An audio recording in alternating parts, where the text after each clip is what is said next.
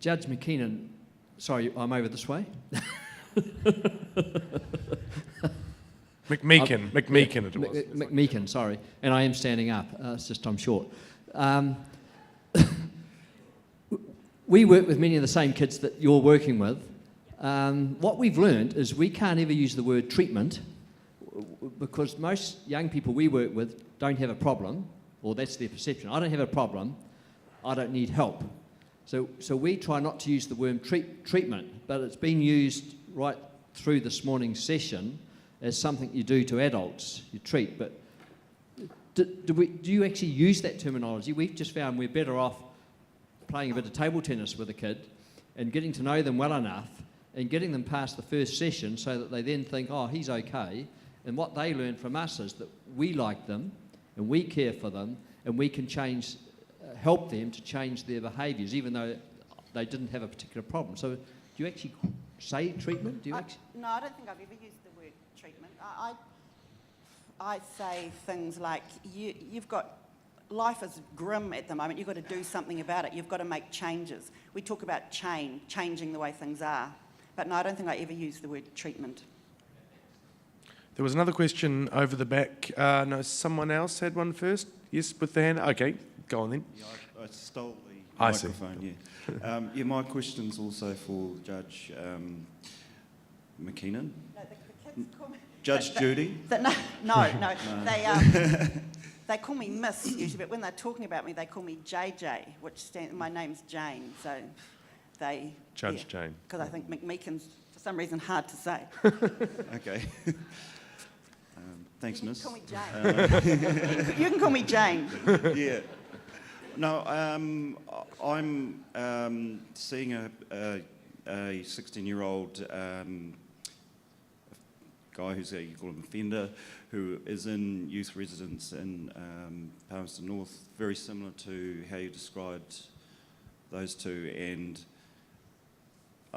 he's on the verge of going to district court, unfortunately.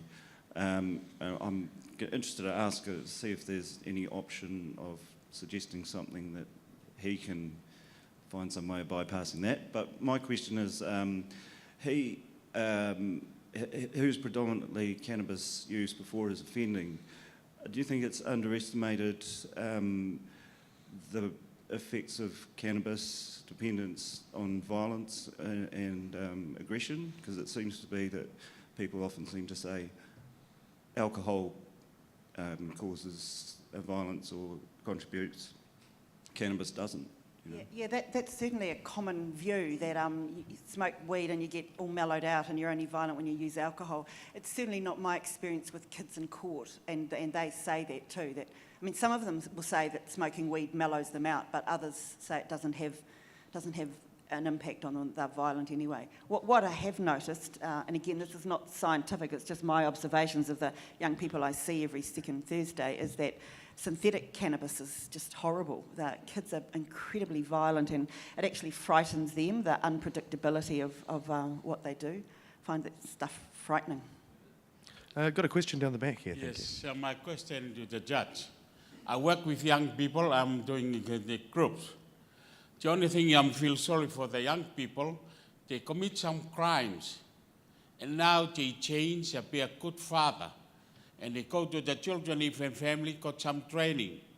They qualified from a different job, but then some other firm, they employ them in trial. And as soon as a few months, 1 month, they said, oh, your history come here, record that you've been committed, you've been to, so. They didn't give them the opportunity to continue with them. And there's a discriminative, and then they turn back. I will have a client with me 15 years, and he went to the gym and he be part of the community, but because of a past history, they still bring it up. When are we going to change and give these young people a hope in their life? Yeah, it's so hard, isn't it? The young kids, that's the main carrot when they come into drug court. I will say to them, you do this, get out of here, and you won't have a record. But they don't think further ahead than a few weeks. So the thing I talk to them a lot about is you won't get into Australia. And I actually have sitting on my desk a whole lot of the immigration cards you fill in. So I hand them one and say, look at this. You've got to tick whether you've got whether you've got a conviction or not to make it real to them. But that's what drug court's about, to let these kids who are top-end offenders get better and not be scarred with that, having that record. It's tough. Yeah. Yeah, can I just digress slightly? One of the only good things that's come out of the earthquake is that now there's a whole lot of work available for young people. What's been fascinating lately is some of the employers who are willing to give these young kids a chance. So one of the few good things about the Christchurch earthquake is we've now got employers that are willing to give kids a chance. They require them to be clean. So that's something else that helps me say to these kids, well, you can get a job when you go out of here. You know you've got this job offer, but you're going to have to give clean urines. So it's all these little things. It might be coercive, but it's working. Just got a question over here, and then we're going over there. Yeah, Judge McMeeken. You see, you can say it. You mentioned synthetic cannabinoids. A couple of questions there. One, just the prevalence of those in the context of presentations to itself in the court, in the context of the new legislation that came in July, whether you've noticed a difference there, and also whether you notice any different characteristics about those offenders, both in terms of their offending and also their use of the cannabinoids. Well, the kids call them legals, so that makes it all right. I've had some interesting discussions with many of them about the fact that they're legal. The kids who are using a lot of those look ill, and we've got one young boy that's been hospitalised a couple of times with kidney issues simply because of all the crap that's in them. We give the kids information about how bad they are. The young people themselves who get to know me well talk quite freely, and several of them have said they are worried about the fact that they're all different. They'll buy some from a dairy one day, and a week later they buy the same thing, and the impact's different. So they're aware that it's all being changed and so on. I think it's worse now since the new legislation. I think before then the drug, whatever it was much more consistent. Now I think it's all over the place. It frightens some young people because they behave so violently and so erratically. Some of them talk about it making them vomit, it making them hallucinate. I just am worried about it. I can't see it getting any better in the short term. I think it's a huge worry. Do either of our other, I'm conscious we've got two people on the stage who aren't being asked any questions. Do you have anything to add to anything you've heard so far, or are you happy just sitting there nodding? Good, very good. The lady at the table down the back there.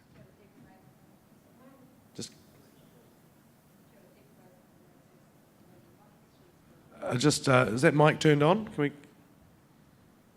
Now? Now it is, there we go. My question's for Fifa. I had a question around whether it's risky for you to speak out against young government. To ask that again, sorry, Whether it's risky for you to speak out about... Okay. Well, it depends which government organ it is.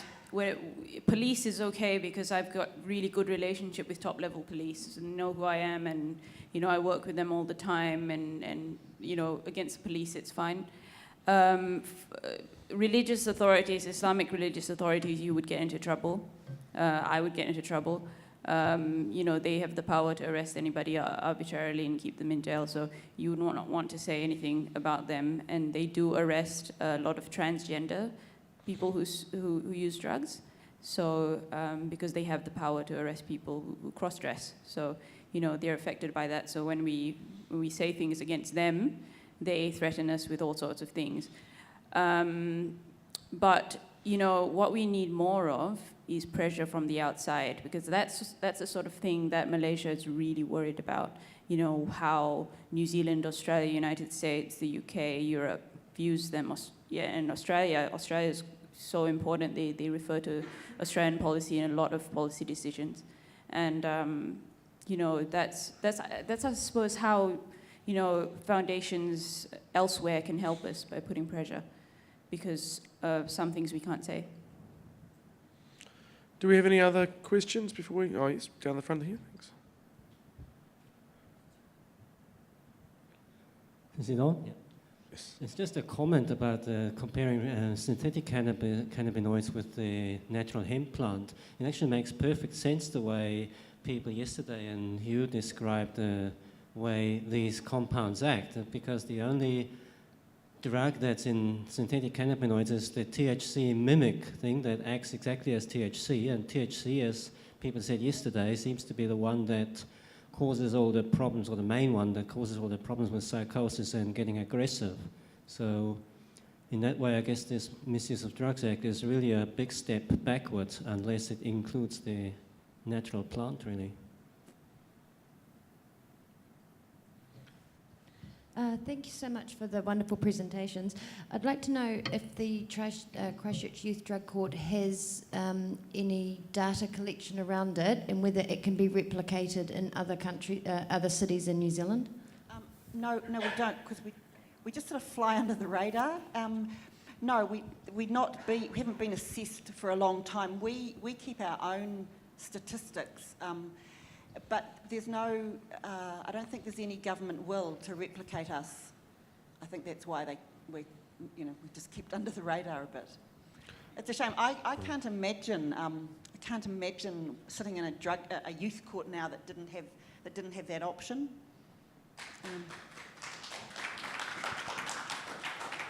And one last question from over in the far corner, and then we'll break for lunch. Okay, thank you for that. I'm Robert Steenhuizen. I'm the manager of Community Alcohol and Drug Services here. I had a question for Steve. I mean, you make a very eloquent case for improving the treatment system and better coordination between justice and the treatment system.